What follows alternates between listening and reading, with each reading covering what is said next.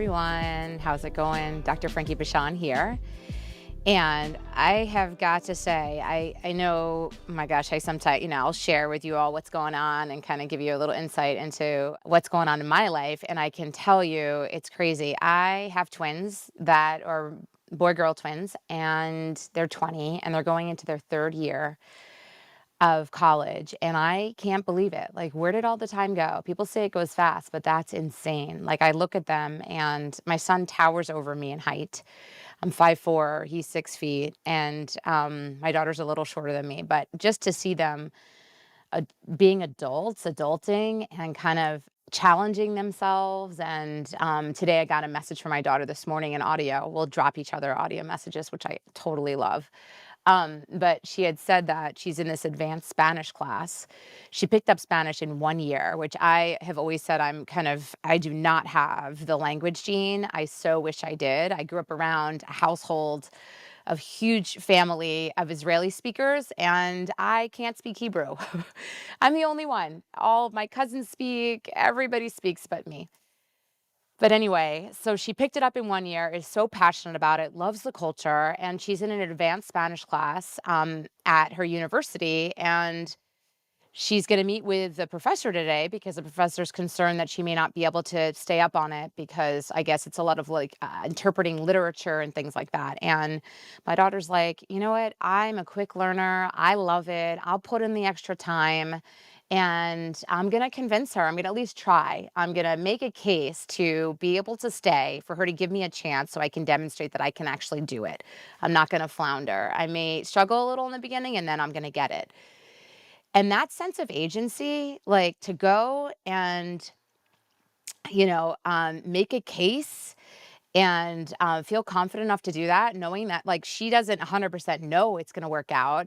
But like that, I'm so proud of her for doing that. That I feel like that is a value, that is a skill, I should say. And, the ability to access one's agency and advocate for yourself. And she's doing it, and she's 20. So I just wanted to share with you all that it's like, it's a muscle that you can flex.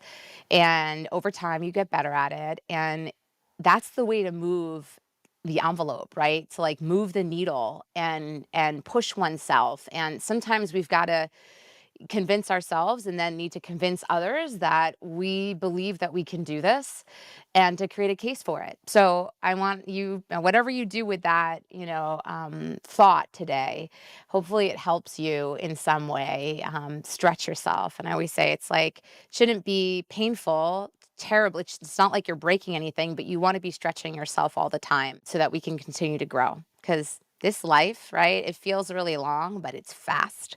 And you want to squeeze every bit out of it so that at the end of the day, at the end, when we're at the very, very end, you can say, you know what? I did it all. No regrets. I did everything I wanted to do. I pushed every lever I wanted to push. Nothing stood in the way. So anyway, that's my 2 cents today. If you're new to my channel, subscribe.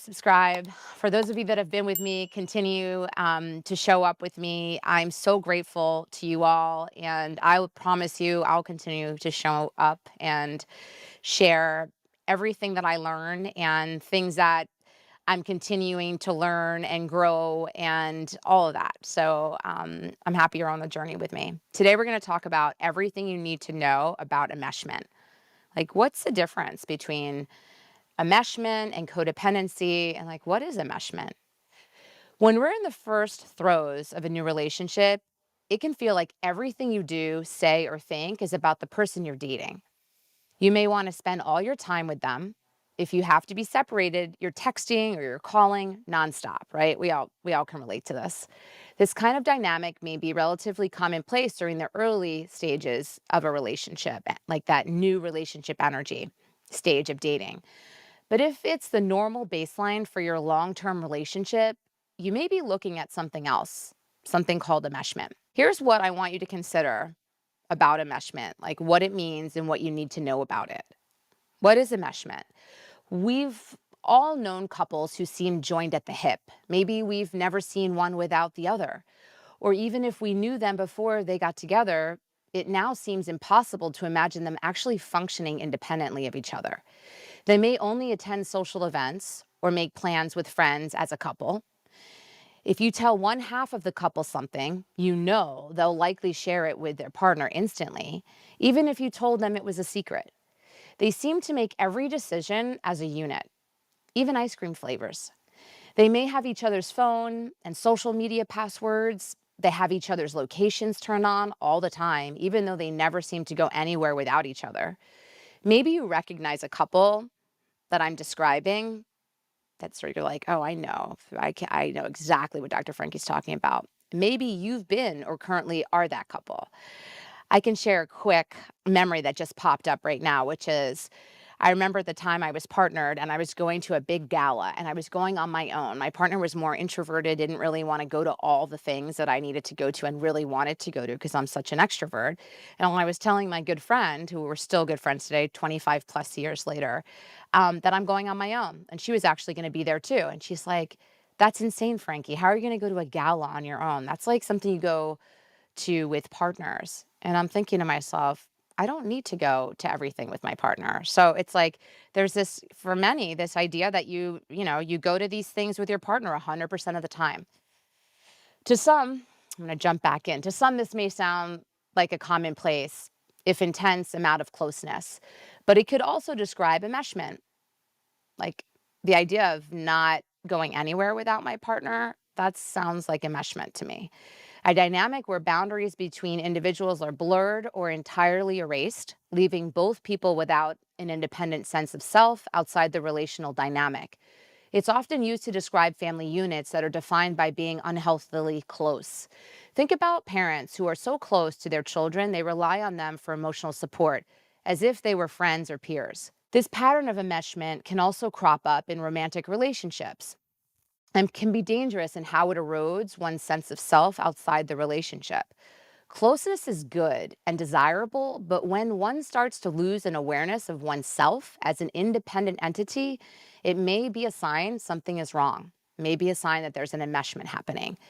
Is enmeshment the same as codependence? When you hear about enmeshment, it might sound like we're discussing codependence. Both have to do with ways of being intensely connected to your partner or even dependent on each other. That come from a place of love and care, but may not be healthy in the long term. But they're a little different, involving different behaviors and having different solutions. In a meshed relationship, you and your partner might find it difficult or unthinkable to do activities or social plans without the other. Have a hard time making decisions alone, even ones that only affect you, like what to wear or what to order for dinner. Only cultivate or maintain relationships as a couple, not independent people. All your friends are both of your friends. You rarely or never see your family on your own. Things like this. Have difficulty accomplishing routines and daily tasks separately. For example, eating meals or going to bed on time if your partner is out of town. Rarely or never have alone time or private space. You have access to everything your partner owns and everywhere they go, and vice versa. Feel that any kind of conflict or disagreement is unbearable. It feels like the end of the world. In a codependent relationship, you might have a strong focus on caretaking or overseeing each other's well being, managing your partner's bedtime or reminding them to do their exercise routine or take their medication. Feel high levels of concern about the other partner's emotional well being and a lot of effort at managing it, whether it's being constantly on call for emotional support or alert for small signs of mood shifts. Feel that your well being is dependent on your partner's. If they aren't okay, you can't be okay. Have feelings of resentment or unfairness at how much you do for your partner while not receiving the same treatment. Have difficulty managing your own needs or knowing what they are because you're so focused on your partner's needs. Get into conflict over how someone in the relationship should behave differently. Enmeshment may be connected to other issues like attachment wounds or an unstable sense of independent self. Alternatively, codependence may be connected to a set of complex relational dynamics, from addiction to mental health concerns to family dynamics in the home where you grew up. It may be worth working with a therapist or a counselor if you feel like you're dealing with either of these dynamics in order to sort them out and develop a plan for how to work with them. What's wrong with enmeshment? Enmeshment often flows from a sense of real intimacy and closeness, which is something to be enjoyed and celebrated. However, there's a difference between closeness and boundaryless relationship. Boundaries are a way of managing the balance between our own needs and experiences as an independent person with the needs of other people we're connected to. Without any boundaries, as in an enmeshed relationship, it's easy for both partners to struggle with meeting their own needs or functioning independently at all. It may also become more difficult to manage healthy boundaries in other relationships with family, work, or friends. People in enmeshed relationships can struggle with emotional regulation, especially healthy self regulation. If something is off with your partner or off with the relationship in general, it can feel like the entire world is ending. Perhaps most crucially, being in an enmeshed relationship makes it incredibly difficult to even imagine leaving your partner, meaning you're at serious risk for toxic, manipulative, or abusive dynamics. If your whole sense of self is predicted upon your relationship with another person and you have few to no meaningful social relationships outside of that person, it can feel impossible to leave them, even if you're unhappy or know that you're being treated poorly. What should you do if you find yourself enmeshed? Finding a new relationship dynamic that isn't enmeshed can be challenging and take some time to figure out, but it can also bring a whole new kind of vibrancy and connection to a healthier version of your relationship.